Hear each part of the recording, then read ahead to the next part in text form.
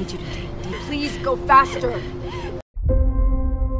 To leave without saying goodbye to me.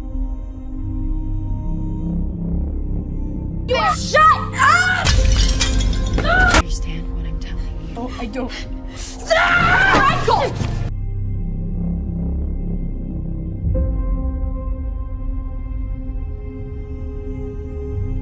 I won't say anything, I swear I won't say anything, please!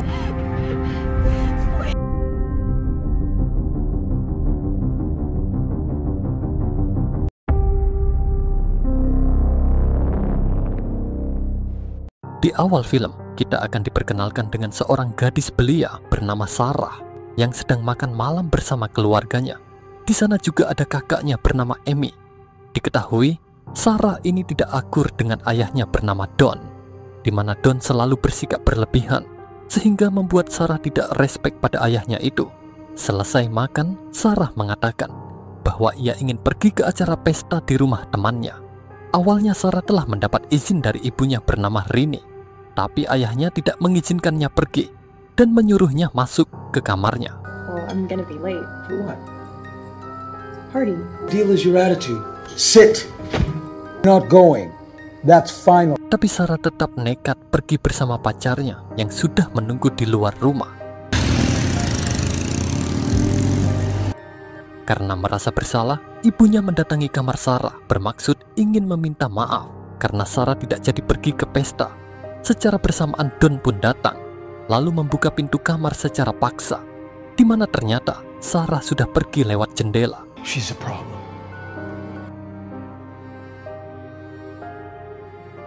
Dan saat ini, Sarah ada di acara pesta ditemani pacarnya. Sarah tampak larut dalam suasana dan menghabiskan malam bersama pacarnya, yang diketahui bernama Christopher, atau biasa dipanggil Chris. Esok paginya, Chris pun mengantar Sarah pulang. Ketika akan masuk ke rumah, Sarah langsung dimarahi ayahnya, yang sejak tadi telah menunggunya. Don sangat kesal karena Sarah telah berani melawannya. Namun Sarah tidak ambil pusing. Dengan santai ia pun mengatakan bahwa sebentar lagi usianya akan 18 tahun dan ia bebas pergi kemanapun yang ia mau. Melihat sikap Sarah yang mulai berani, seketika Don pun semakin emosi. When you're in my house, you follow my rule. He's crazy. Really? You had to do that? Di dalam kamar, Sarah menceritakan kisah romantisnya malam itu pada kakaknya Amy. Kemudian ibunya mengatakan bahwa Sarah dihukum ayahnya, di mana ia tidak diperbolehkan keluar rumah selama 1 minggu. Sarah yang sudah muak dengan perlakuan ayahnya itu pun mengatakan, saat usianya 18 tahun nanti, ia akan pergi dari rumah ini. I swear I'm leaving as soon as I turn 18. Namun sialnya, Don mendengar ucapan Sarah. Lalu ia pun pergi ke basement atau ruang bawah tanah dan memikirkan perkataan Sarah yang bertekad akan pergi sebentar lagi. Don mulai khawatir karena ia tidak mau Sarah pergi kemanapun. Dan disinilah awal mimpi buruk Sarah, di mana Don memutuskan akan menyekapnya di ruang tersembunyi. Dan hanya Don sendiri yang mengetahui keberadaan ruangan ini. 3 bulan kemudian, rencana Don menyekap Sarah akan dilakukan hari ini dengan memanfaatkan kondisi rumah yang sedang kosong. Don berpura-pura meminta bantuan Sarah membawa sebuah box ke dalam basement. Tanpa rasa curiga, Sarah pun menuruti perintah ayahnya itu. Setelah sampai di basement, Sarah heran karena box itu dimasukkan ke ruangan rahasia yang tidak pernah ia ketahui sebelumnya. Sarah sama sekali tidak menyadari ternyata box itu berisi pakaiannya dan ruangan ini akan menjadi tempat tinggalnya selama 20 tahun ke depan dan akan dimulai saat ini. It's too bad. What are you doing? What are you doing? Dad! Sarah berteriak meminta tolong dan memanggil-manggil ibunya. Tentu saja tidak ada yang mendengarnya karena ruangan itu kedap suara dan tersembunyi.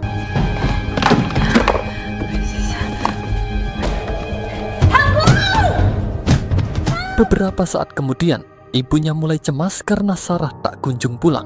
Di sana juga ada Don yang terlihat santai, seolah-olah tidak terjadi apa-apa. Merasa ada yang tidak beres, Rini pun akhirnya memutuskan menghubungi polisi. Hari demi hari, Sarah menjalani hidupnya di ruangan itu seorang diri. Dan tidak terasa, hari ini adalah hari keempat. Sarah berusaha melarikan diri, namun ia tidak bisa membuka pintunya karena Don selalu mengganti kodenya setiap hari. Do this to me. I can't breathe. There's no air. As long as there's Sarah bertanya, kenapa ayahnya sampai hati melakukan ini padanya.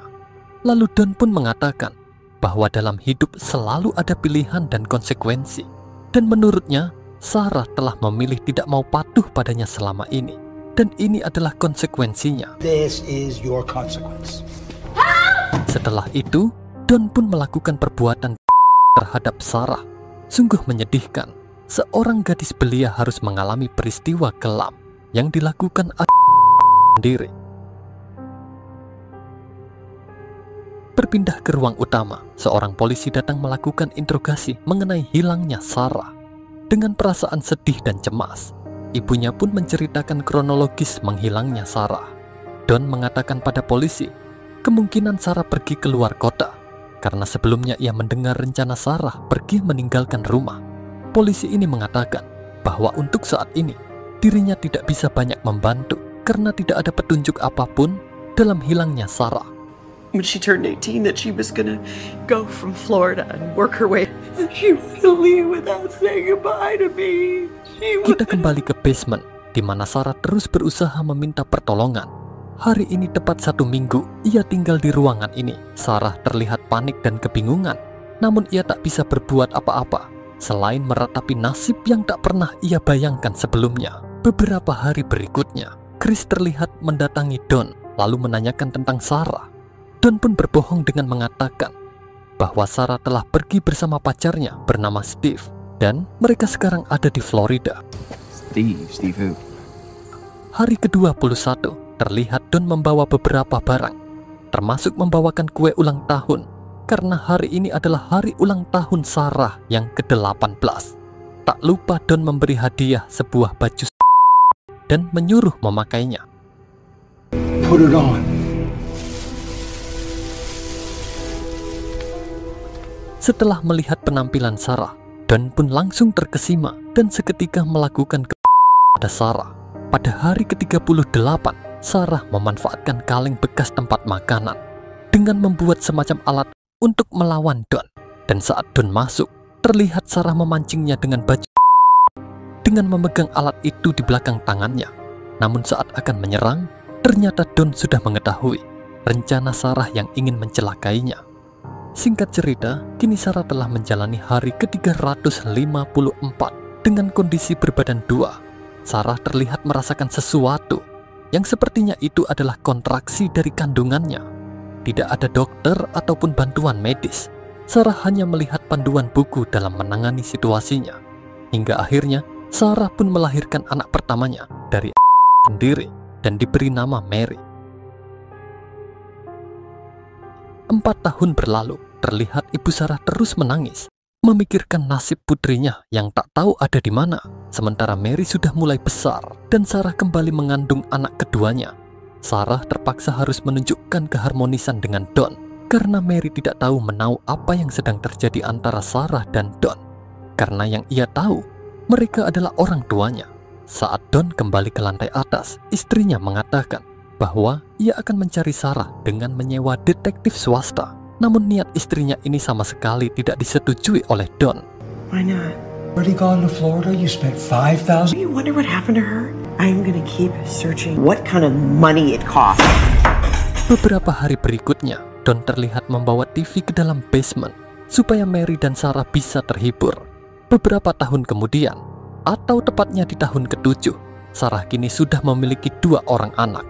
Sarah selalu berusaha membuat anak-anaknya bahagia dengan mengajak bermain apa adanya, meskipun dalam kondisi terkurung yang entah kapan mereka bisa keluar dan merasakan kebebasan. Di tempat terpisah, Chris bertemu dengan Amy, kakak Sarah. Mereka mengobrol tentang Sarah yang sampai saat ini belum diketahui kabarnya. Amy mengatakan bahwa dirinya mencurigai ayahnya telah melakukan sesuatu pada Sarah, atau bisa jadi ayahnya lah yang menjadi penyebab hilangnya Sarah. Kembali ke ruang utama, di mana Amy akhirnya memberanikan diri bertanya, apakah ayahnya mengetahui sesuatu tentang hilangnya Sarah. Namun tentu saja Don mengelak lalu mengatakan bahwa Sarah mungkin saja pergi ke suatu tempat karena dirinya selalu mengancam akan pergi dari rumah ini. Amy yang awalnya sudah curiga lalu menjawab bahwa itu tidak ada hubungannya dengan Sarah yang hilang misterius. Karena kalaupun ia mau pergi, Sarah pasti akan berpamitan. Rini yang sudah muak dengan sikap misterius suaminya pun mengatakan bahwa dirinya akan mencari Sarah dengan menyewa detektif swasta dan akan membayar dengan uangnya sendiri. Ucapan istrinya itu membuat Don semakin marah sekaligus panik hingga ia memutuskan pergi dan tidak menyadari kunci basement itu tertinggal di atas kursi. I am gonna find her myself. You don't have to pay for it. You don't have to. How about this? How about this? Rini! Amy pun masuk ke dalam basement. Ia memeriksa setiap sudut ruangan dan berharap menemukan petunjuk. Secara bersamaan terlihat Sarah sedang kesakitan yang sepertinya akan melahirkan anak ketiganya. Padahal jarak antara Amy dan Sarah hanya dipisahkan tembok. Tak berapa lama Don pun muncul. Hi! You think I hid your sister down here? You still pushed her away. That is on you. That is always on you. Singkat cerita, kini Sarah telah memiliki anak ketiga dan diberi nama Thomas. Sarah meminta supaya anak ini dibawa ke lantai atas karena ruangan ini sudah sangat sesak dan tidak mungkin dihuni 3 orang anak. Hingga kemudian Don pun menaruh Thomas di depan pintu rumahnya. Dan berpura-pura Sarah lah yang meletakkan anak itu di sana. Dalam isi sebuah tulisan, Sarah meminta ibunya mau merawat Thomas hingga dirinya kembali suatu saat nanti. Tentu saja ibunya sangat senang mengetahui jika Sarah masih hidup. Dan dengan senang hati, dirinya akan merawat Thomas cucunya. Namun sayangnya, Rini tidak membaca kertas lain yang bertuliskan pengaduan akan kondisi Sarah sebenarnya.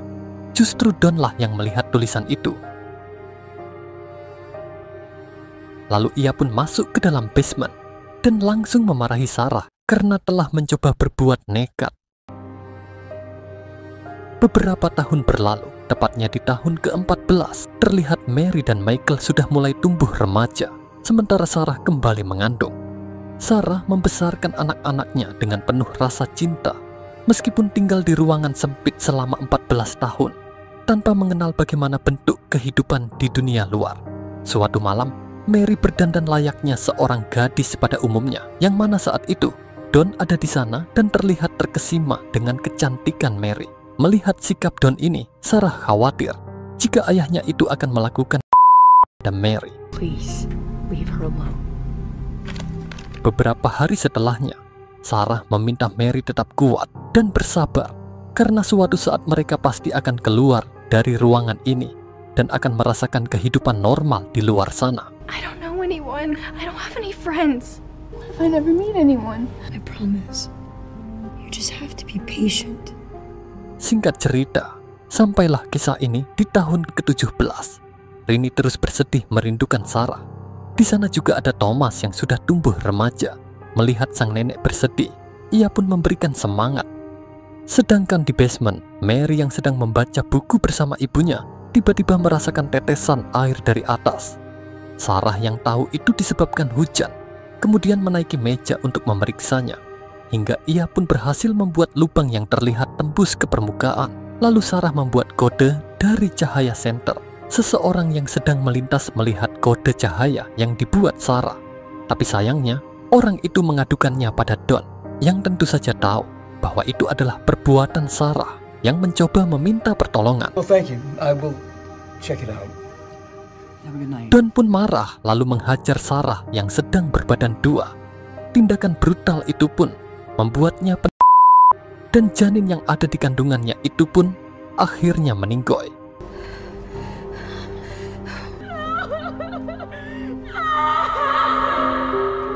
Sungguh berat penderitaan Sarah menjalani semua kepedihan ini yang tidak tahu sampai kapan atau mungkin tidak akan pernah berakhir hingga dirinya tutup usia. Di tahun ke-18, Michael dan Mary mengatakan pada Don jika mereka ingin merasakan hidup di luar seperti yang dirasakan adiknya Thomas. Namun Don mengatakan jika mereka tidak akan pernah keluar sampai ibu mereka bisa patuh dan jangan pernah bertindak nekat. Karena masih tergolong anak-anak, mereka pun termakan omongan Don dan langsung menyalahkan Sarah sebagai penyebab mereka terus terkurung di ruangan ini. This is your fault! You are the reason we just want to go outside, Mom! Do something! You shut up!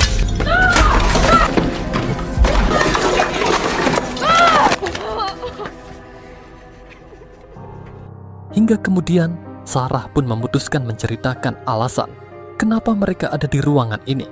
Menurut Sarah, mereka sudah saatnya mengetahui kebenaran ini. Mau tak mau, Sarah pun akhirnya mengatakan jika Don itu adalah ayahnya. Tentu saja kedua anak ini terkejut dan terpukul mendengar semua ini. Mereka tak percaya bagaimana bisa ini terjadi dan mengapa mereka harus mengalami kehidupan yang begitu mengerikan ini. Marie! Hey. What's wrong with us? Nothing is wrong with you. I love you both so much. You mean everything to me, okay? Suatu hari saat Don mengantar makanan, Sarah protes karena jatah makan mereka kini berkurang. Don pun langsung berkata kasar pada Sarah. Melihat ibunya diperlakukan seperti itu, Michael pun marah dan membela ibunya. Karena telah mengetahui kebejatan ayahnya itu, Michael pun tak tahan, lalu memberanikan diri melawan Don. Michael!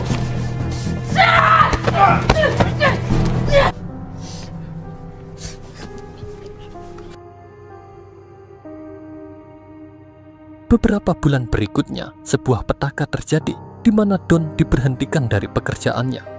Sementara Rini mulai mempertanyakan kenapa uang tabungan mereka kini telah menipis. Yang tentu saja semua itu Don gunakan untuk membiayai dua keluarga yang ia tanggung. Situasi ini pun mengancam keuangan keluarganya. Sementara Sarah tak henti-hentinya mencari cara supaya keberadaan mereka bisa diketahui orang-orang di luar sana. Karena khawatir tak mampu menghidupi semuanya, Don pun melamar pekerjaan di kantor lain. Namun saat ini tidak ada perusahaan yang mau menerimanya. Karena merasa kondisinya akan semakin sulit, Don pun berencana menghabisi Sarah dan dengan memasukkan selang ke ventilasi udara, lalu menghubungkannya ke knalpot mobil, yang mana nantinya seluruh pembuangan asap dari mobil akan mengarah ke ruangan itu. Sudah pasti mereka tidak akan mampu bertahan. Namun untung saja aksinya ini terhenti, karena Thomas tiba-tiba datang, sehingga Don pun mematikan mesin mobilnya. Di tahun ke-20, pemandangan menyedihkan terjadi ketika Mary mengalami sakit keras, dan Sarah tak mampu lagi menanganinya. Sementara di luar rumah, Don melakukan pesta perayaan atas kemenangan Thomas bermain bola dengan menyediakan beberapa hidangan makanan. Sedangkan di dalam basement, kondisi Mary semakin memburuk. That is not helping. Dan tak berapa lama Don pun datang. Sarah meminta supaya Mary dibawa ke rumah sakit karena penyakitnya semakin parah. Tentu saja Don menolak permintaan Sarah karena itu sangat berbahaya. Dan pastinya ia takut perbuatan bejatnya selama ini akan ketahuan. Namun Sarah bersumpah tidak akan mengatakan pada siapapun, asalkan Don mau membawa Mary ke rumah sakit. I won't say anything, I swear I won't say anything, please! Dad! Please, I just want to be with her, please! Please, Daddy. Singkat cerita, Don akhirnya bersedia. Namun dengan syarat, Sarah harus diam dan tak boleh berbicara pada siapapun. Mereka pun bersiap berangkat ke rumah sakit. Dan di sini kita akan melihat pemandangan yang mengharukan, di mana Sarah akhirnya bisa kembali ke dunia luar. Untuk pertama kalinya sejak 20 tahun lebih, terlihat ia sangat senang menatap sekilas ruangan rumah yang sudah tidak pernah ia lihat berpuluh tahun lamanya. Dalam perjalanan, Sarah meminta Don memacu laju mobilnya karena kondisi Mary semakin lemah. Hingga akhirnya mereka pun sampai di rumah sakit. Mary langsung mendapat pertolongan medis dan akhirnya bisa diselamatkan. Don dan Sarah menunggu di lobi. Hingga tak berapa lama, petugas rumah sakit datang memberitahu kondisi terkini dari Mary. Kemudian, Don diminta si petugas mengisi informasi mengenai data pasien. Sarah pun tak mau menyia-nyiakan kesempatan ini. Ia bertekad akan mengakhiri mimpi buruknya selama 20 tahun lebih. Namun ia belum tahu harus berbuat apa. Lalu ia pun berpura-pura ingin ke toilet. Namun Don tidak mengizinkannya. Sarah terus mencari cara supaya dirinya bisa melarikan diri. Kemudian ia memanfaatkan situasi ketika Don sedang lengah dengan menumpahkan air yang membasahi kertas formulir rumah sakit. What the hell? Stay right there. Dan inilah saatnya bagi Sarah untuk mengakhiri semua ini.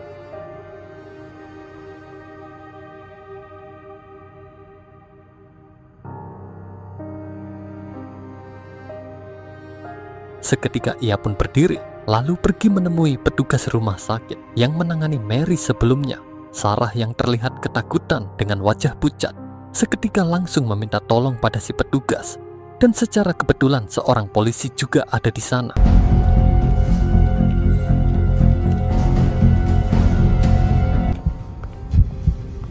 Sarah! Sarah!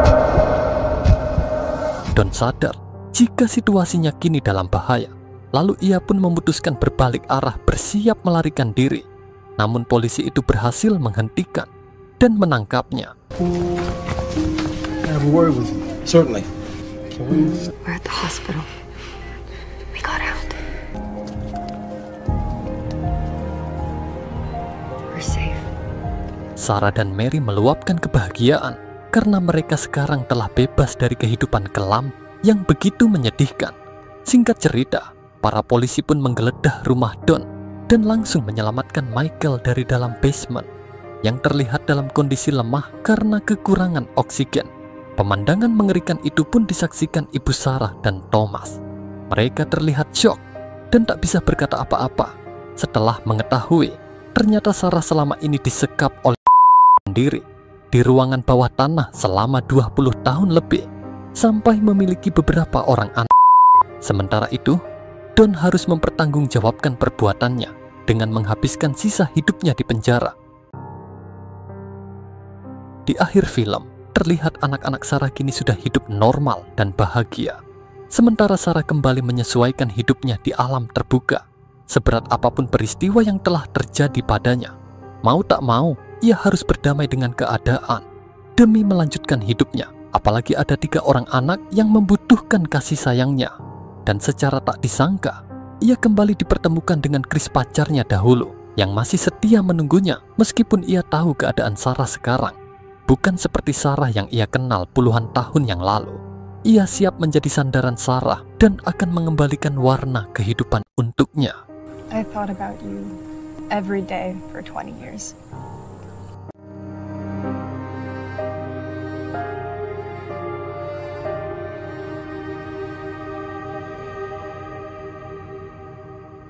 Film ini berdasarkan kisah nyata yang dialami oleh seorang wanita bernama Elizabeth Fritzl yang disekap pada usia 18 tahun oleh ayahnya sendiri bernama Joseph Fritzl. Kisah ini terjadi pada tahun 1984. Selama itu, Elizabeth mendapat perlakuan kasar dan tindakan pelecehan hingga memiliki beberapa orang. Namun yang selamat dibesarkan hanya 3 anak. Selama 20 tahun lebih, Elizabeth mengalami penderitaan yang tak terbayangkan. Hingga keajaiban terjadi pada tahun 2008, di mana ia dan anak-anaknya berhasil diselamatkan. Dan kini Elizabeth Fritzl hidup di sebuah pedesaan di negaranya Austria. Kisah ini dianggap salah satu kasus kriminal paling mengerikan dalam sejarah modern karena lamanya penyekapan, kekejaman yang dialami, dan bagaimana ia kuat bertahan hidup sambil merawat anak-anaknya. Salah satu pelajaran yang bisa kita ambil dari film ini adalah bahaya itu tidak selalu datang dari luar. Justru orang terdekat bisa berpotensi melakukan tindak kejahatan, dan ini sudah banyak terjadi di sekitar kita. Tetap waspada dan jangan pernah anggap remeh hal-hal kecil yang menyimpang di dalam sebuah keluarga.